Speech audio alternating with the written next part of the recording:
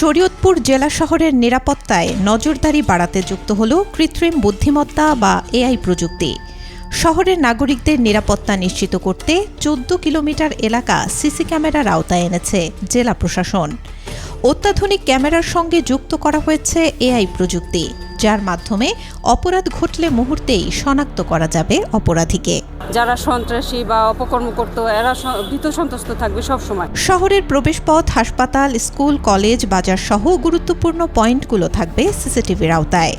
কোনো অনাকাঙ্ক্ষিত পরিস্থিতির সৃষ্টি হলে ক্যামেরার সঙ্গে যুক্ত এআই প্রযুক্তির মাধ্যমে অপরাধী বা সন্দেহভাজন ব্যক্তির গতিবিধি শনাক্ত করা যাবে।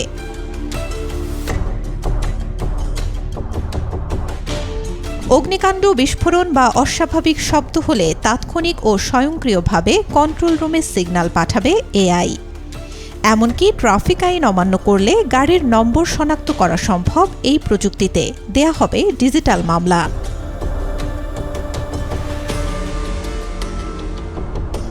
এই প্রযুক্তির মাধ্যমে নিখুঁতভাবে কোনো ব্যক্তির গলার স্বর, হাঁটার ধরন, ফেসিয়াল এক্সপ্রেশন সহ বিভিন্ন ডেটা বিশ্লেষণ করা সম্ভব।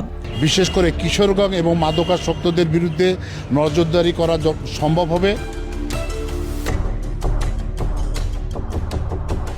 শরীয়তপুর জেলা শহরের ১৪ কিলোমিটার এলাকা জুড়ে ১২০টি সিসি ক্যামেরা বসিয়েছে জেলা প্রশাসন।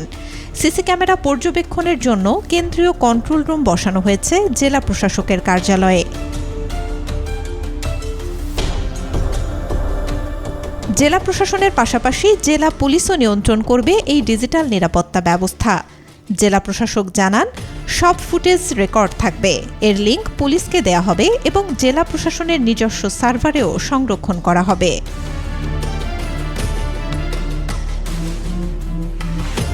অন্তত ১ মাসের ফুটেজ সংরক্ষণের সক্ষমতা রাখা হয়েছে।